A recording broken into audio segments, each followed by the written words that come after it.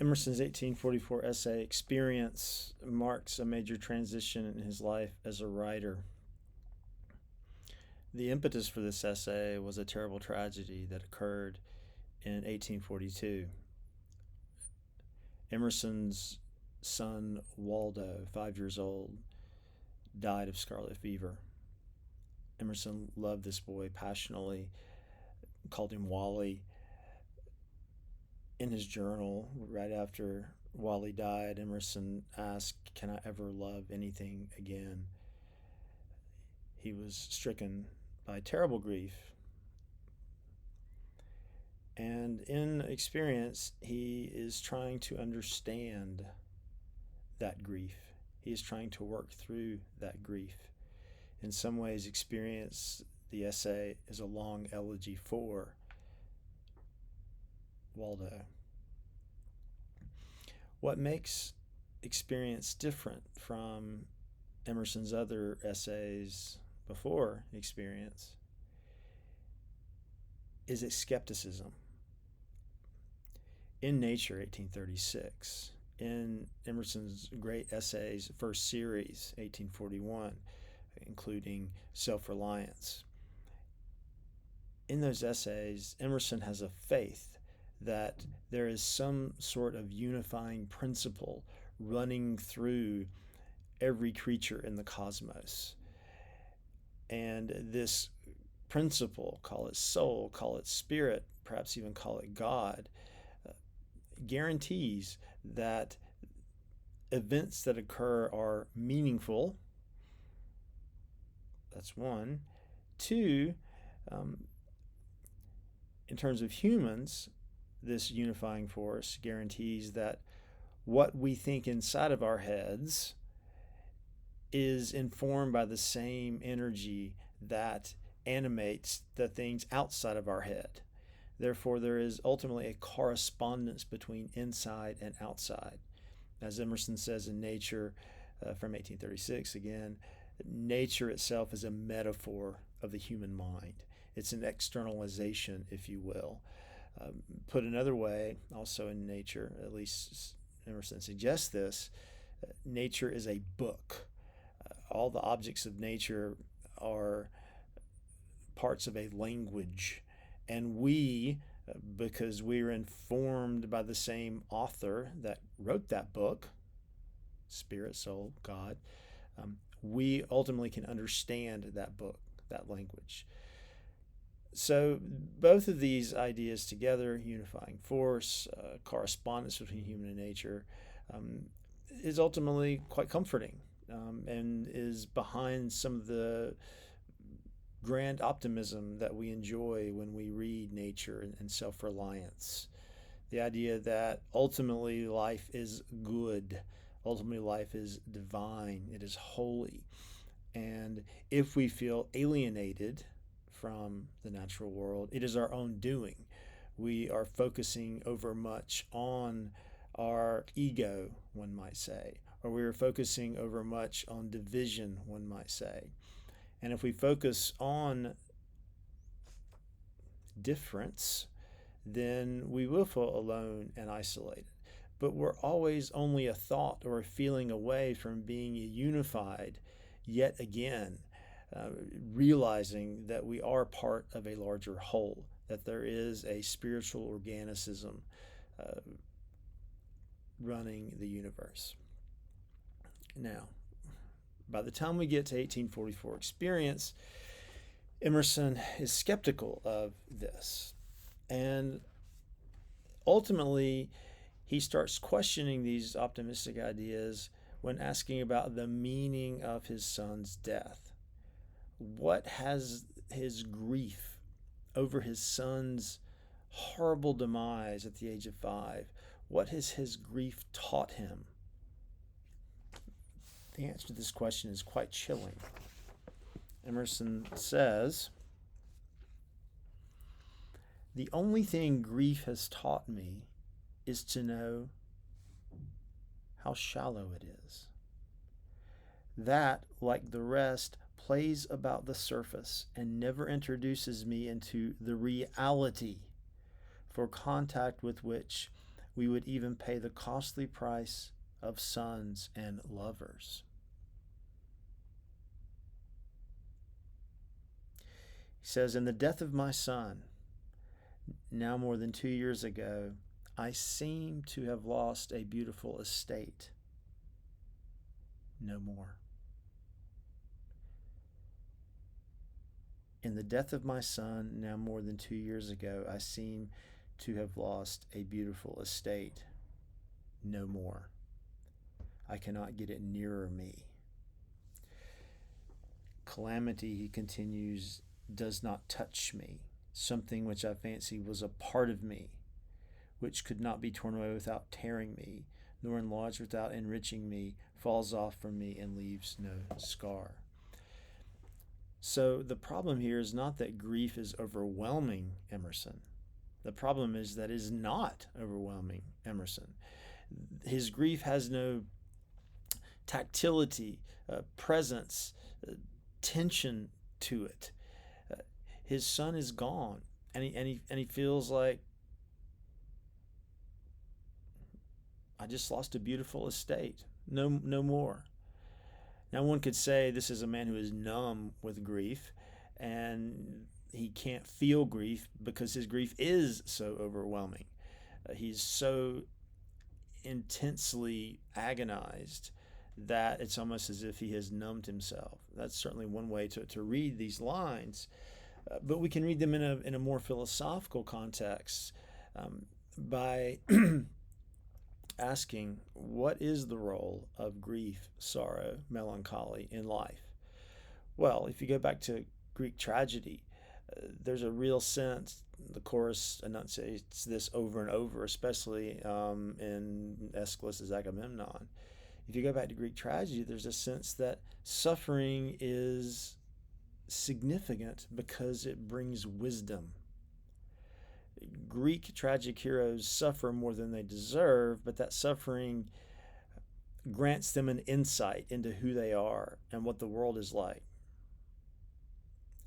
Shift to Christianity. What is suffering there? If I'm a Christian and I suffer, I can attribute meaning to that suffering by saying, well, God sent me this suffering. God gave me a cross to bear. And it's a test of my faith. And if I can maintain my faith in God through this suffering, then I will be rewarded for all life, in the afterlife, rewarded in heaven.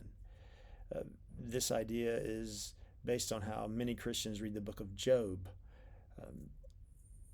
Job suffers terrible calamity caused by God, and nonetheless retains his faith.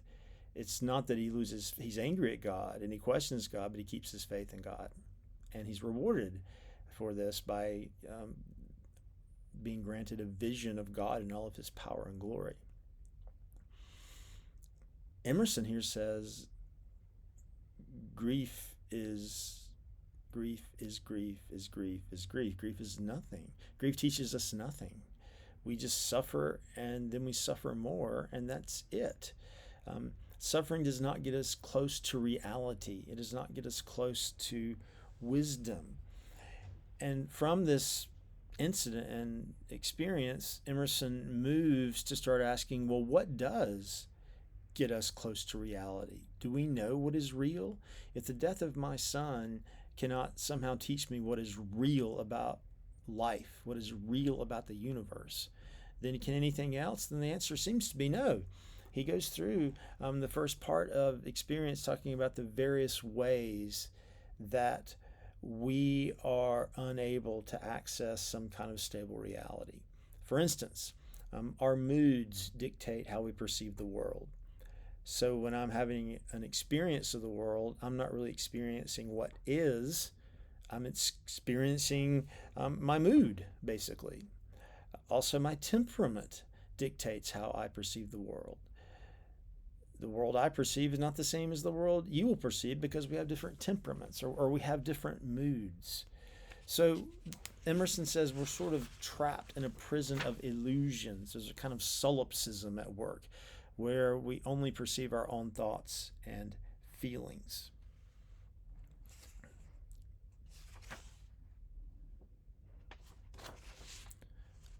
what happens? If in the first part of if in the first part of experience, Emerson talks about how life is fluxional, it's slippery, it's radically evanescent, it's like a stream. And just when we want to grasp an experience and say stop and signify, um, life slips out of our hands. So that's another problem. Our moods, our temperament block us from experience. But then if we can actually get outside of our moods and temperament, unlikely, but if we can, the world moves too fast. It's too evanescent for us to make it stop and signify. So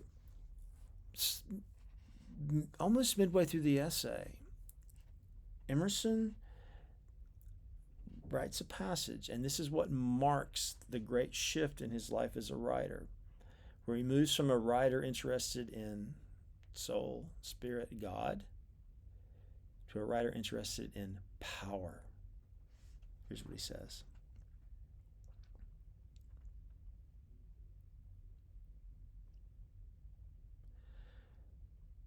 Like a bird which alights nowhere, but hops perpetually from bough to bough, is the power which abides in no man and in no woman, but for a moment speaks from this one, and for another moment from that one. So even if we cannot pin down reality, even if we can't say this is once and for all, there is a power in life. There's an energy and there's a vitality to life. And if we can stop constantly asking what is real, then we can open ourselves to the power of the flux, the power of the evanescence.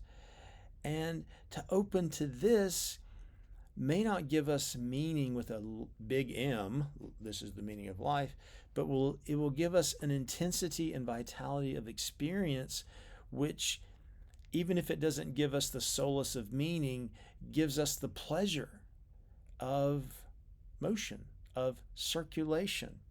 Emerson says, life is not dialectics. If you try to apply logic to life, if you try to apply systematic philosophy to life, you're going to be disappointed, because life is too rambunctious, unpredictable, strange, to be corralled into any philosophical system. He says, we live amid surfaces. We can't penetrate appearance to reality. There is only appearance. We live amid surfaces. And the true art of life is to skate well on them. Oh, so what if we only live among surfaces? If you accept a surface as a surface and not as a potential window into some deep meaning, if you accept a surface as a surface and move with it, embrace it, say yes to it, skate on it, then the surface can give you the pleasure, again, of circulation, of motion. And this is important for someone grieving. Grieving, in some ways, is painful retrospection, endlessly looking to a past pain and being unable to stop thinking about this past pain.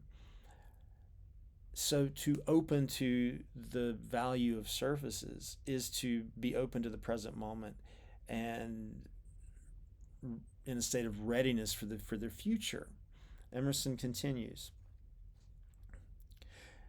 life is a mixture of power and form. So instead of looking for appearance and reality, look for power and form. Every form is a manifestation of power. Life itself is a mixture of power and form and will not bear the least excess of either. To finish the moment, to find the journey's end in every step of the road, to live the greatest number of good hours is wisdom. Now, what happens right in the middle of this essay too is right after Emerson says that if we treat the world not as a manifestation of spirit, but if we treat the world as forms of power, then We need not endlessly trouble ourselves about what's real and what's not. And here's an example. He says, let us be poised and wise and on our own today. Let us treat the men and women well. Treat them as if they were real. Perhaps they are. This is Emerson's pragmatic turn.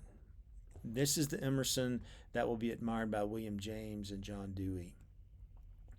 This is the Emerson who says, look, because of my temperament, because of my mood, because of the evanescence of life, I can't really know if anything outside of my head is real or not. I can endlessly ask that question, and I can drive myself crazy, lead to a sort of Hamlet-like paralysis. Or I can just say, yeah, I'm going to pretend like the people around me are real. I'm going to treat them as if they're real. Maybe they are, maybe they're not. So what Emerson's saying here is, let's not aspire to truth with a big T, but let's aspire to choices that make life feel more livable. I have a choice. I can choose to assume that everything around me is an illusion. That's going to lead to despair. Or I can choose to say, no, everything around me is real and is powerful and vital, and then I'm going to feel a lot better. This is pragmatism. No truth with a big T, but many truths with little t's. Ideas, habits that work to help us inhabit the world in a more gracious way. And a lot of this comes down to expectation, right? If I expect the world to give me meaning and truth, then I'm going to be endlessly disappointed. But if I don't expect that, I might feel lucky from time to time. Emerson says this. He says, I know someone who always expects the world to rise to his expectations, and he's endlessly upset. He says, I try to open each day with as few expectations as possible. He says, I will take the potluck of the day. Whatever life gives me, I'll take it. And sometimes the potluck will be lucky. He says, I am thankful for small mercies.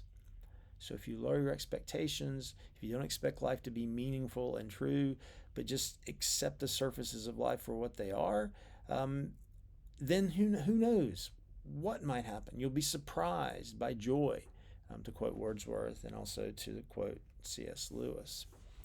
So this is Emerson's first foray in published work into a kind of proto-pragmatism, if you will. I'm not saying he's a pragmatist like William James was or John Dewey was. I mean, these guys created pragmatism as an entire philosophy of life. Emerson's not doing that, but he is saying that if you can't have what you want metaphysically, embrace what you can have physically and make choices about meaning that will make your life feel more livable. As he says at the very end of the essay, never mind the ridicule, never mind the defeat. Up again, old heart.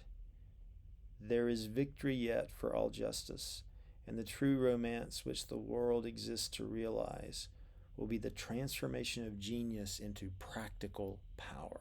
The transformation of genius into practical power. So ultimately, this essay is a working through of grief, not in that Emerson finds some sort of traditional solace from philosophy or religion. He shifts the question. Instead of saying, what truth can grief grant me? He says, basically, grief, like everything else, is a surface. It's a phenomenon. It's a form. And I can endlessly ask of grief questions that will keep it away from me. Or I can just say, no, it's a surface that affected me. It's a power that affected me. And by the end of the essay, Emerson can affirm the world again. He can affirm the present moment. He can affirm the arising future. He can want to transform his feelings and thoughts into practical tools that will connect him more closely to life, not as a book, but as a field of force.